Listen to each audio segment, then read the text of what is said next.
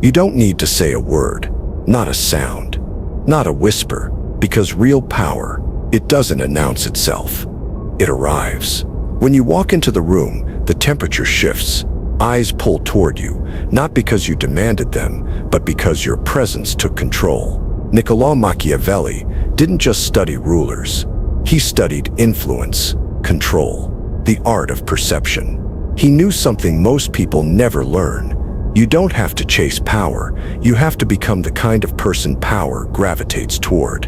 And once you do, they'll obsess. Not because you begged for attention, but because you withheld it. The moment you master the silent language of dominance, you no longer ask for respect. You command it. Machiavelli once wrote, "It is much safer to be feared than loved, if you cannot be both." But fear, the kind that lasts, doesn't come from rage. It comes from mystery, from unreadability, from the magnetic silence of someone who doesn't need to speak, because their aura does it for them. The first thing you must understand is that people don't obsess over what they fully understand. They obsess over what they can't figure out. Machiavelli knew this. He knew that mystique was more effective than words. Because when you give too much, they stop imagining. They stop chasing. They stop obsessing. So if you want them locked on you, don't speak more. Speak less. Not out of insecurity, but out of calculation. Every movement, every look, every delay in your response is a silent signal. The less you say, the more they wonder. And the mind hates wondering. It starts to spiral, starts to imagine, starts to obsess. You see, Machiavelli didn't advocate brute force. He admired those who controlled perception. The one who appears powerful, even before lifting a finger, already holds the advantage. Because in the mind of your observer, you're not just a person. You're a symbol, an enigma, an unanswered question that lingers. And people don't forget questions, especially when they can't find the answer. That's why your silence is so effective. It forces them inward.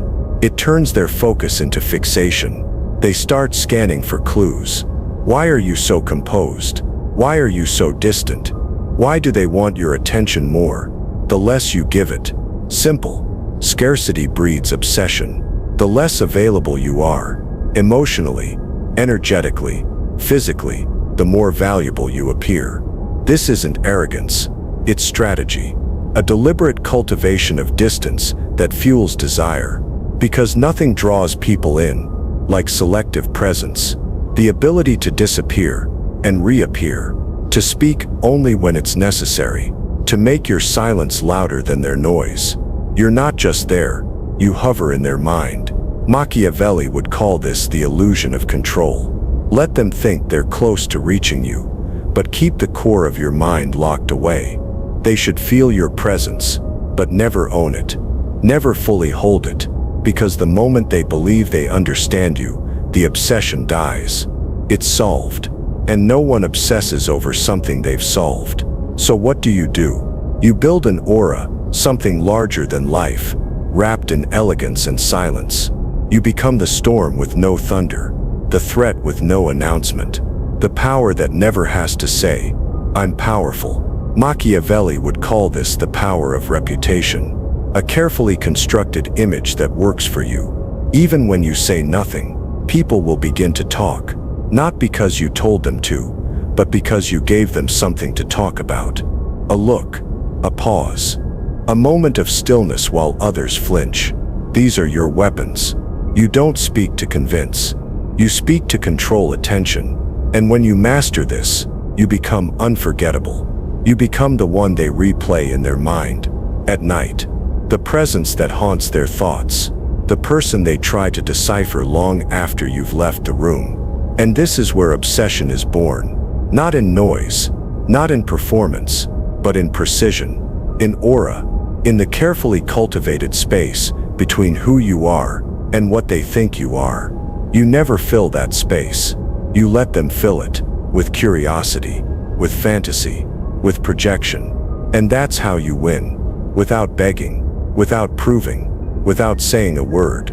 Once obsession is born, you can't treat it carelessly. It's not attraction, It's not admiration, it's investment. They've begun investing their thoughts in you. And where thought goes, emotion follows. Where emotion goes, control becomes possible. This is where Machiavelli's brilliance comes alive. He knew the real game isn't in the initial impression. It's in the maintenance of mystique.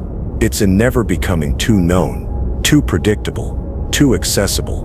Because the moment you allow someone full access to you, you lose leverage.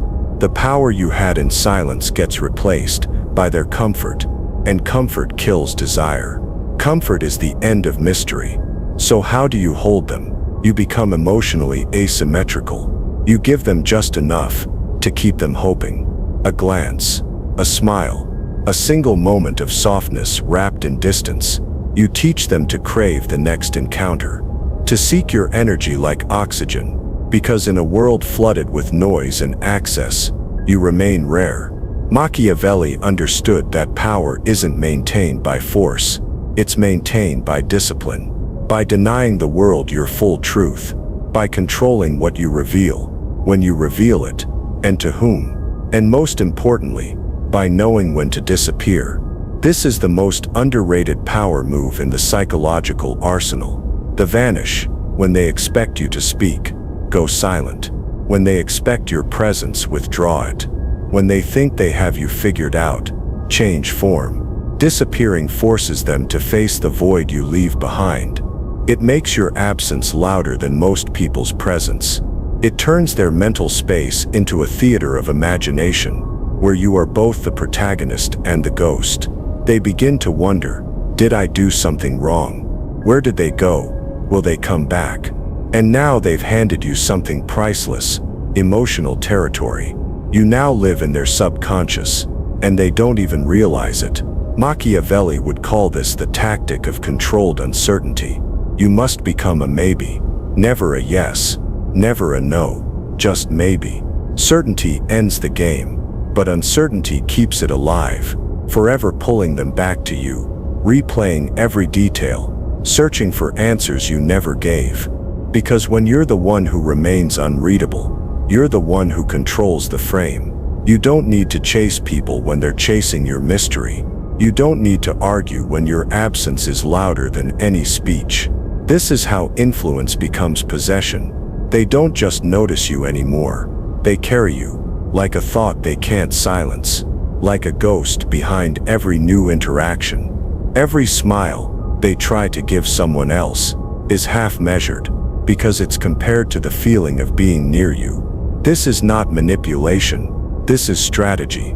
A strategy born not of deceit, but of restraint, of knowing how to weaponize your silence, your stillness, your presence. Machiavelli believed that perception is reality. So you build an image, not one of arrogance, but of inevitability. You don't try to win them. You let them convince themselves that you are already won. And once that illusion is installed in their psyche, they'll do the chasing. They'll rationalize their obsession. They'll attach depth to your indifference, meaning to your mystery, and passion to your pauses. Because people don't want the obvious. They want what feels earned. And you feel like something rare, something earned slowly, and maybe never fully. You become the unsolved riddle that haunts their quiet hours. Even in your silence, they'll keep replaying you. Even in your absence, they'll search for your energy in others, and come up empty. Because no one obsesses over the loudest person in the room. They obsess over the one who says nothing, but whose presence says everything. Now listen closely, because here's the secret most people never grasp. Power doesn't corrupt, power reveals. And once you possess silent influence, once you master the psychological tension of presence, absence, and mystique, you'll be tempted to break your silence, to explain yourself, to give in. Don't, because the moment you try to clarify, you destroy the illusion. And in this game of high-level psychological chess, the illusion is the power. Machiavelli would tell you, never let them see you beg, never let them feel certainty, never make yourself ordinary. So here's how you make it permanent. You create rituals of presence. Moments where you allow your energy to be felt, but never fully claimed. Maybe it's a glance across the room. Maybe it's one unexpected word, calculated, sharp, and deliberate. That single word will echo louder than 1,000 desperate speeches. Then you vanish again. Let their mind run wild. Let them assign meaning. Let them do the work of building the myth for you. This is what Machiavelli would call delegated obsession. You don't feed their need directly. You give them tools, then step back. The moment they obsess without your effort, you've already won. Because obsession sustained without input is no longer about you. It's about the space inside them you now control. And here's where it gets even more powerful. You can use this energy for anything. To influence decisions, to steer conversations, to draw attention without requesting it. You'll notice it happen. They laugh a little louder when you're near. They fumble their words in your silence. They shift in their seats when you enter. Why? Because presence changes the physics of a room. And when yours is rooted in power, restraint, and emotional independence, you become undeniable, not through aggression, not through dominance, but through gravity. They orbit you, even when you look away, especially when you look away. And now, you've reached the final state. You are no longer a person in their eyes. You are a force, a frequency, a legend wrapped in flesh. You become the story they tell themselves when they compare others to you. The standard no one else meets. The one who gave nothing, and in doing so gave everything. You own the moment without claiming it. You dominate the narrative without writing a word. And even when you're gone, your absence burns. Because you never belonged to them. Not emotionally, not psychologically, not energetically. That's what obsession really is. When someone realizes that the thing they want the most is the one thing they can't control. You stayed mysterious. You stayed disciplined. You let them chase your silence instead of your words. And because of that, they'll never forget you. They'll never match the feeling. They'll never find your replacement. Not because you were loud, not because you were everywhere, but because you moved with intention, with stillness, with the power of Machiavellian presence. So let them obsess, let them whisper, let them wonder why they can't shake your memory. You played the game like a ghost, unreachable, untouchable, unforgettable. You mastered silence, you mastered space, you mastered them. And now, even in your absence, you've become inescapable. That is the final move. And you played it without saying a word. There's a rare kind of silence that doesn't fade. It lingers. It hums in the background. It infects the air with memory. That's the kind of silence you've become. Long after you've left the room, they're still holding imaginary conversations with you, still watching your stories with the sound off, still dissecting every look you gave, every pause you took, every word you never said. And here's the most Machiavellian truth of them all. When they obsess over you silently, they give you power publicly.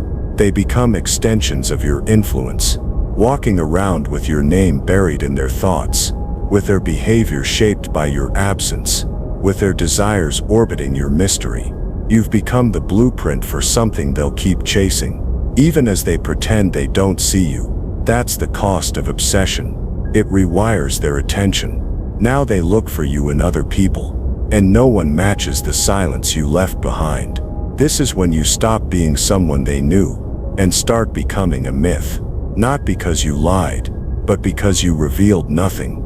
And in a world obsessed with sharing, your withholding becomes divine. Machiavelli would tell you this is how legends are built: through absence, through distance, through the refusal to explain yourself. Because those who explain themselves too much become accessible. And accessibility always kills reverence. So you move differently, not out of arrogance, but out of awareness. You know the value of the unseen. You know the weight of stillness. You know that silence, used with precision, is a blade sharper than speech. You don't fight for attention. You pull it. You don't chase desire. You become the object of it. And if you ever do speak, You speak with finality.